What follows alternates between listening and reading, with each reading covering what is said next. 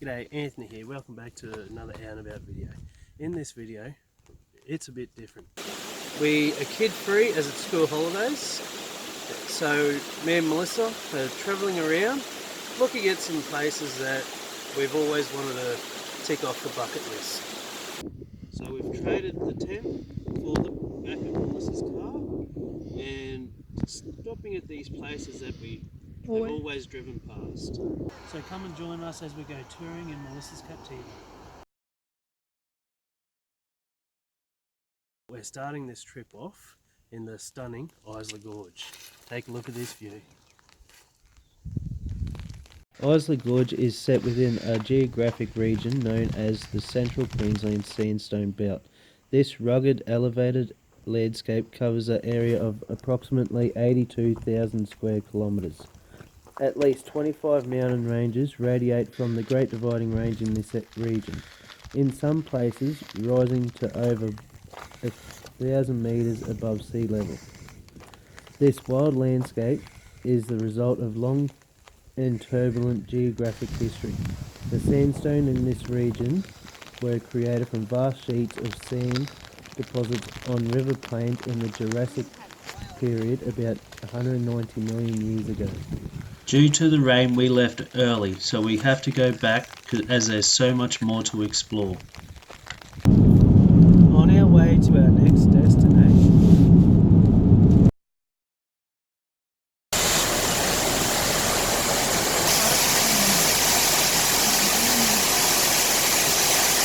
Okay, we're up at Yumula National Park, 80 k's out of Mackay in North Queensland, and we're going to go do the sky window surfing.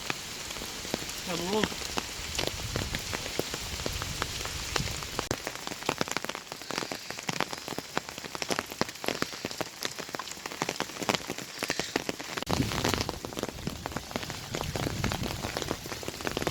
Okay, one of the lookouts from the sky window walk.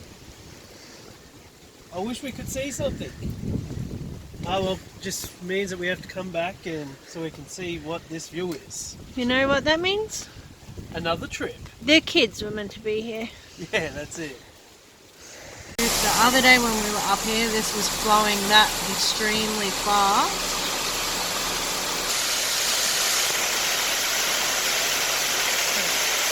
Okay, so about 3 days ago we were here and it was raining and miserable. We couldn't see nothing, so I said in that video that we're going to have to come back and have a look.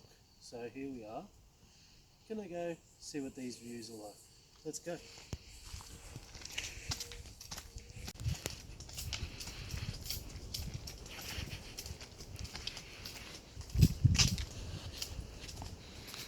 Oh, this is much better, darling.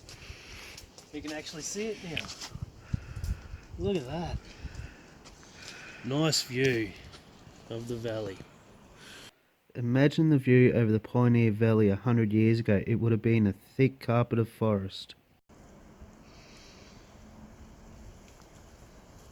Okay, so now we're going to go do the Cedar Grove track. It's about 3 k's there, another 3 k's back, so 6 k's. Let's get going.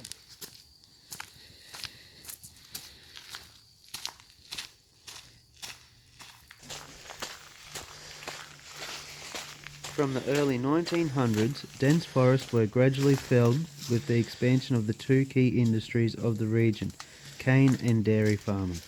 Cane farming was labour-intensive and slow to develop. With new technology, cane farming areas expanded and more land was cleared. How you going, darling? Yeah, good. Pretty nice little walk this, isn't it? Yeah. Really nice, but it's a bit slippy. Well, it has had a lot of rain lately. But Not good in your pluggers. you and your pluggers.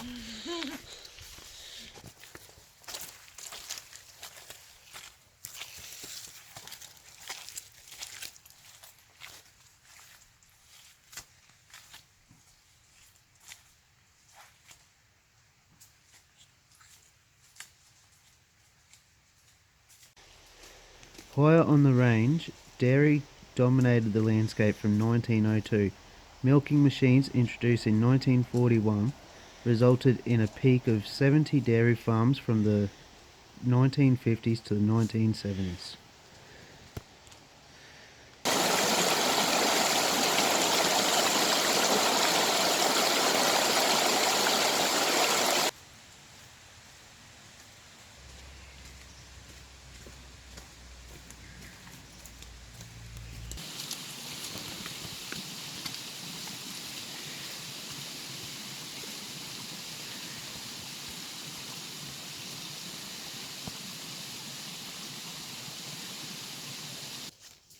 Okay, so we're just at the end of Cedar Grove Circuit. It is a beautiful place. I love these rainforest walks. How about you? Okay, so we thought we'd come and do the platypus viewing hike. It's not too far, a couple hundred metres. And yeah, let's see if we can go for one, eh? Over to the bank.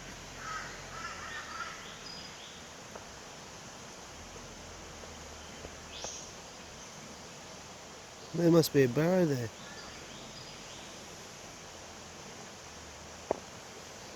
Oh,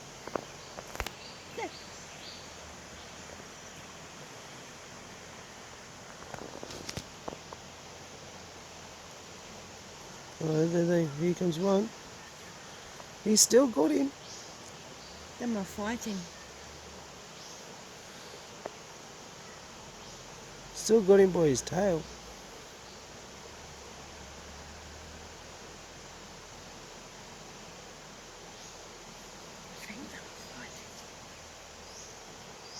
Then don't hold their breath too long, so then we'll be back on in a minute. Oh, I seen him scoot. Yeah, they're chasing each other. On our way to our next destination. Okay, so for this trip we've swapped the tent for the back of Melissa's car. Just thought I'd show you how we've been camping and how we've got it set up. So we have been in here for a few days so far. We've got like dirty clothes here, some water down there, some cutlery and whatever down there behind the seat. That is accessed by just lifting, like folding the driver's seat forward. And then we have the sleeping area. So we have our two brollies, just in case it's too hot or raining. Then we have our two camp chairs, our table, gas cooker, fan, our dry food, and tea and coffee, yeah, all that kind of stuff. So we just take the table out, the chairs out, and that's camp set up. And then we come over here, we have my clothes, Melissa's clothes, and then the esky, which is accessible same way by folding the seat forward, and then you can get down into the esky. And when we're camping in a beautiful spot like this, you wake up and this is the view. It is actually really, really good, really comfy. So when I say really comfy, I mean we've got just one of the kids' single bed mattresses, and then our camping mattress here, our king's camping mattress on top, and that levels it out.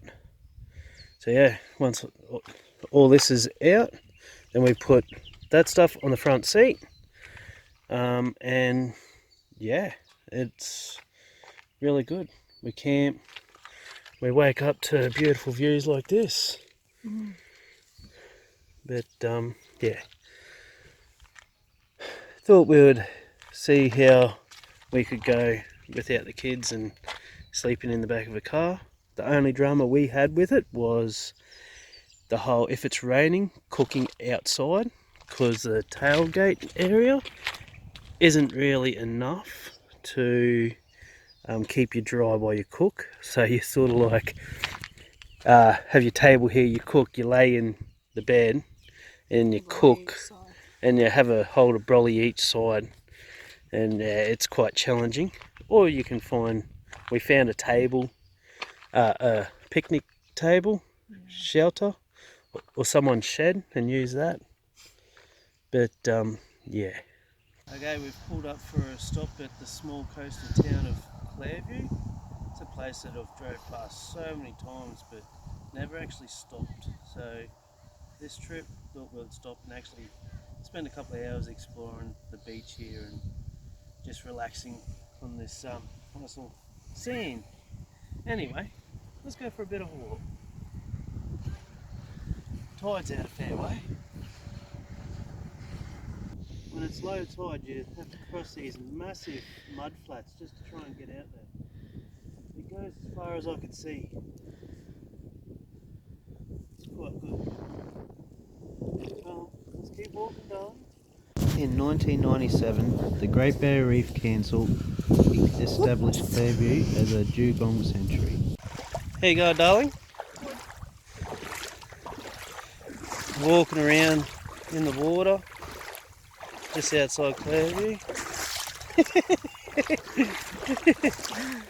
What, you don't like being this far out?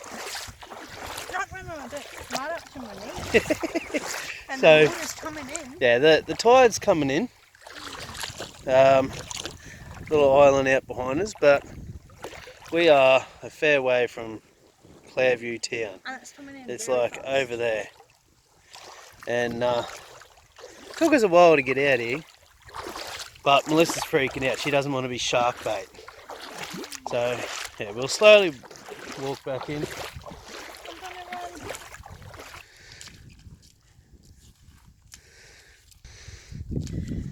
I've got a video of that.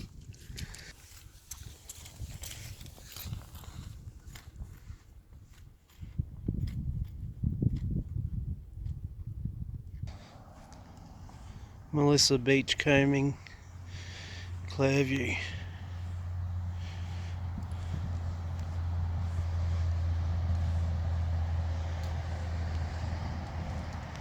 Now the highway is literally just there. We drive past this place all the time, and we have never actually stopped and taken the time to come down. It is a beautiful place. On our way to our next destination.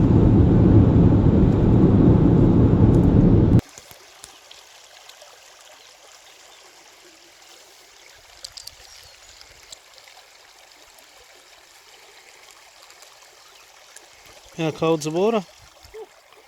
Freezing. Yeah, really.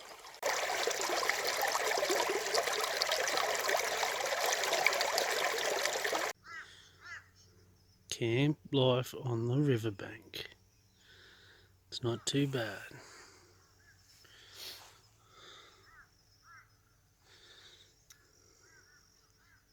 Look at that colour.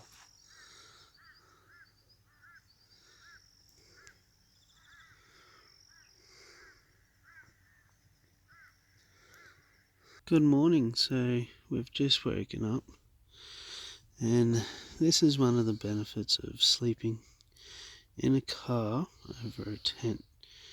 You have windows around so you can see, and what a view we have this morning.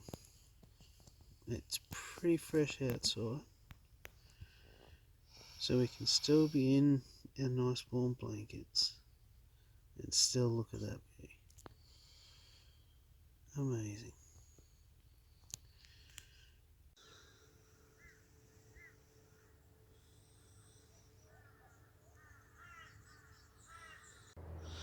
The Queen is still in bed, waiting for her cuppa.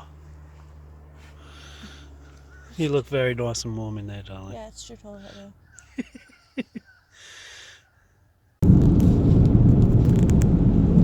On our way to our next destination. Nanango, established in 1848, is Queensland's fourth oldest town. Nanango came alive with gold fever in 1867 as hundreds of men flocked to the site.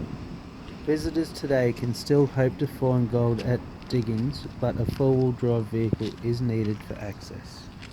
The timber industry played an integral part in the establishment of Nanango Shire. As the town developed, many locally owned sawmills, cutting both pine and hardwood, were established to meet building demand.